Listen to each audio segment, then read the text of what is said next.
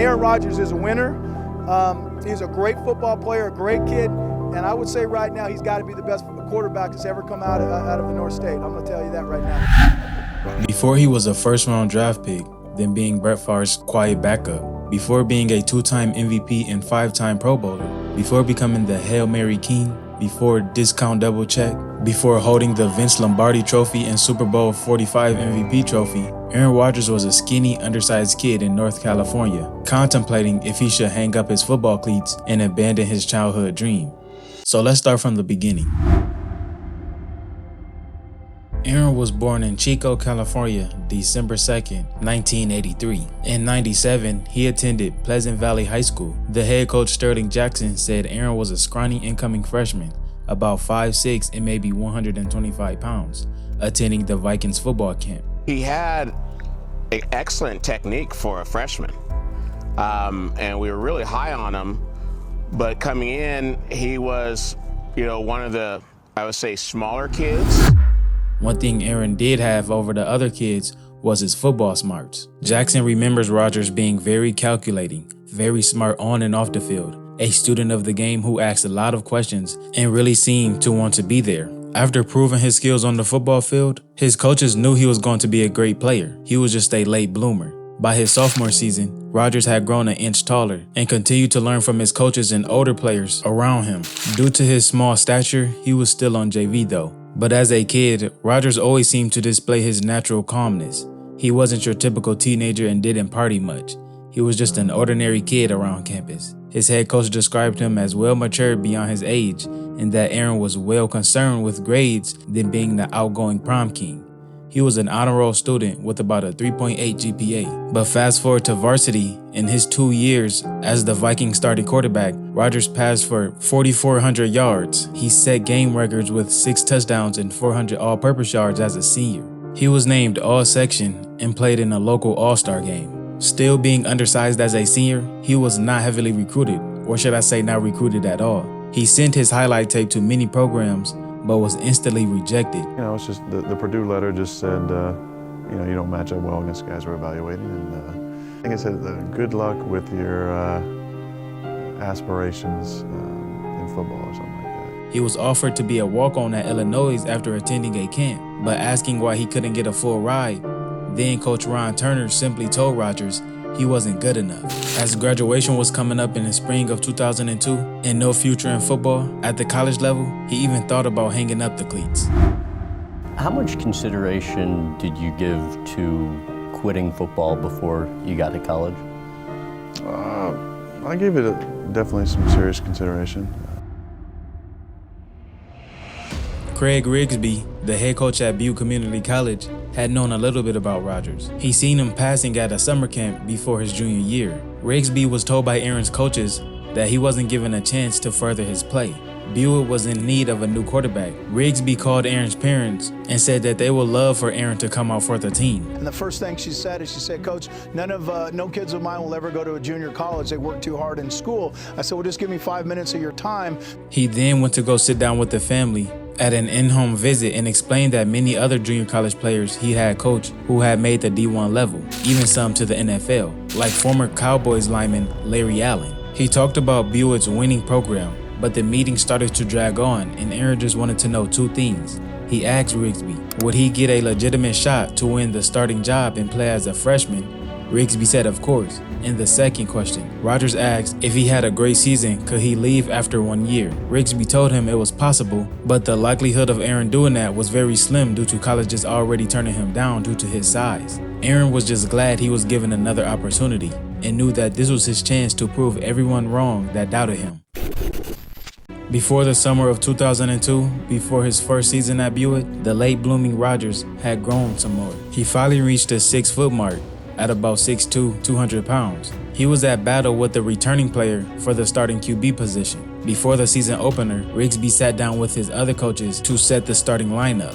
Many of the assistants preferred the second-year returner to get the starting quarterback job. Rigsby, being head coach, had the final say though, and said he saw things differently and went with his gut, choosing Rodgers instead. With the lanky, skinny freshman under center, Buick's season and Rodgers' career started to take off. He was the young 18-year-old quarterbacking a team of other players of 24 years old who served in the military, guys who had been in trouble with the law and were getting a second chance, and just all types of different guys from different backgrounds. All in all, it gave him the confidence to become a real leader. Rodgers played that season, throwing over 2,400 yards, 26 touchdowns, and only 4 interceptions.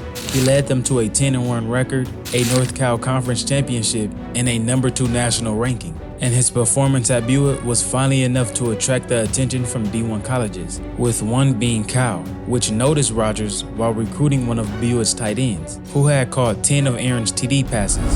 Yeah, actually was watching a tight end, Garrett Cross, on tape, and the quarterback was doing some pretty special things. And so, who's the quarterback? And he was only a freshman at the time.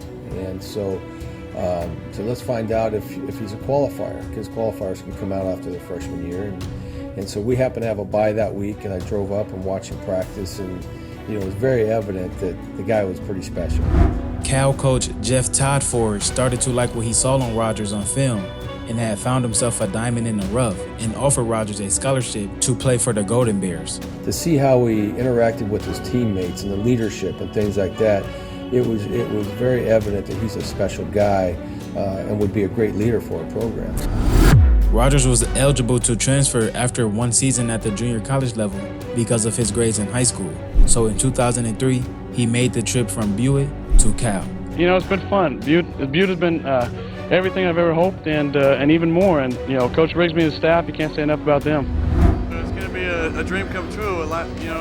I've always dreamt about playing Division I football, and Pac-10 has always been my favorite conference, and it's the best conference in the nation. So it's going to be a great opportunity for me.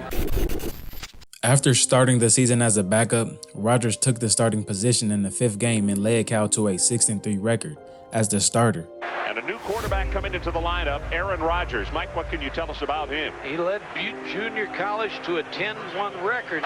That year, he threw for 2,900 yards, 19 touchdowns, and 5 interceptions. He went on to build on that performance in 2004, leading Cal to a 10-1 regular season record, with the one loss being to number 1 USC.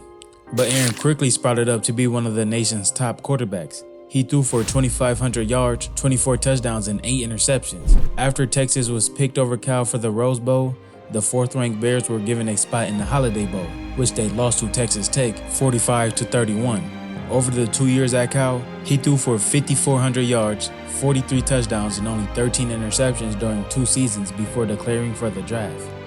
Got my second TV. I got one for my living room now and one for my bedroom. So. Do you really need 2? I mean, can I have one? If you come over and watch some movies with me. Okay. Rodgers had one of the most nerve-wracking draft experiences ever in the NFL. The day before the 2005 NFL Draft, Rodgers joked with the other few players that they should throw in some money and bet to see who would be the last one called out of the green room. Little did he know it was going to be him. But at the time, he was placed next to University of Utah quarterback Alex Smith in all mock drafts, and Aaron was thought to be the better of the two, as a more polished, NFL-ready quarterback, ready to lead a team. With the 49ers with the first pick, and that was the team he grew up supporting, having been raised in North California, it gave him the high hopes to receive that honor from the 49ers, and which was his dream scenario. I dreamt about being the quarterback of the San Francisco 49ers. Even though it sounded all good in his head, it didn't play out that way. An ex-49ers coach said that it was a toss-up between the two, but Alex had a better relationship with the new head coach, Mike Nolan, which goes to show you it's not about what you know, but it's about who you know. By the time Rodgers showed up to the draft on April 23, 2005, word had spread to him that the 49ers planned to take Alex Smith, but Rodgers still didn't think he was going to be on the board for that long. He had a great private workout with John Gruden and the Tampa Bay Buccaneers, in which they had the 5th overall pick, but instead they chose a running back. From that point, things continued to go south for Rodgers as he waited over 4 hours to hear his name being called. Rodgers said it was the most embarrassing thing he had ever gone through, knowing that the whole world was watching on live TV. and the camera crew wasn't making any better as they kept the cameras in his face the whole time. A couple of weeks ago, Aaron, you were the clear-cut #1. What's changed over that time? Yeah, I wish I could tell you. I haven't changed anything. I think it's just perception of me or maybe needs of the teams at the spots. And I'm not too worried. I'm excited about going to a team that wants me and making an impact right away. On the inside, there was a lot of disappointment, embarrassment. But a few weeks before the draft, people inside the Packers organization received word that Rodgers might fall in the draft. That's when they really started to look at him as a prospect for their team, and they started to watch film on him, and that's when they fell in love with his play. After patiently waiting there, Rodgers said he just wanted to go somewhere and be alone, and wanted his parents to wake him up when it was all over. With the 24th selection in the 2005 NFL Draft, the Green Bay Packers select Aaron Rodgers, quarterback from California. Finally, Rodgers fell all the way down in the draft when the Packers decided to pick him up with the 24th overall pick. While Rodgers was never expected to have fallen there, Green Bay was more than happy for him to fall, and they were able to secure their quarterback for the future. By the time Aaron was picked up, the rest of the players were long gone, so that bet he wanted to do in the beginning, he would have for sure lost by a landslide. As you can see, the draft teams weren't looking for a quarterback at the time, which was the main reason for the slip. It wasn't the easiest day, but it was a long day. Not a lot of things went the way we thought they'd go, but I'm just so excited about being able to go to a team that wants me. Rodgers spent his rookie season in the shadows of Brett Favre, trying to gain as much knowledge as possible from the vet.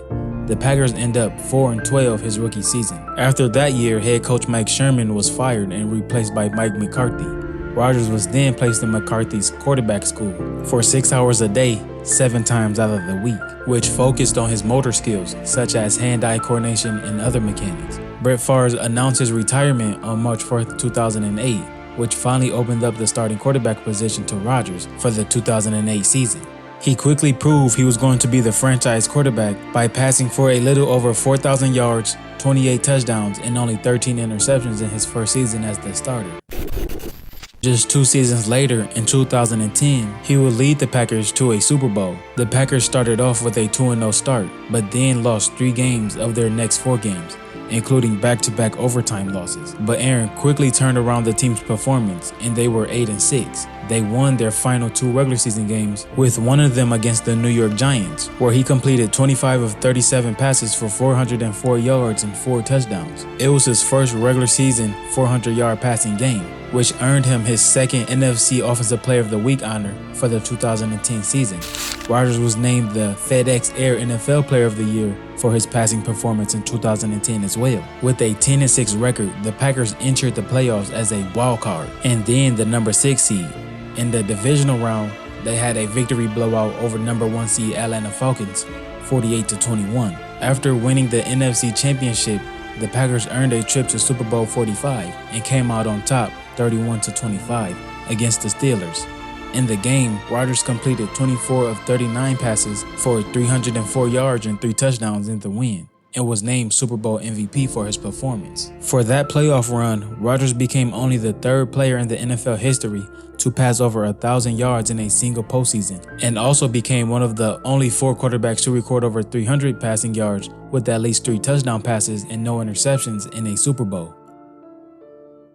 In 2011, Rodgers set numerous NFL records. He finished the season with 4,643 yards, 45 passing touchdowns, and only 6 interceptions, for a passer rating of 122.5. He recorded a passer rating over 100 in 13 games during the season, including 12 games in a row. He won the league's MVP award, winning by 2 votes over Drew Brees. Aaron's 2011 season was later ranked as the 3rd greatest passing season of all time by ESPN in 2013 and was regarded as the most efficient.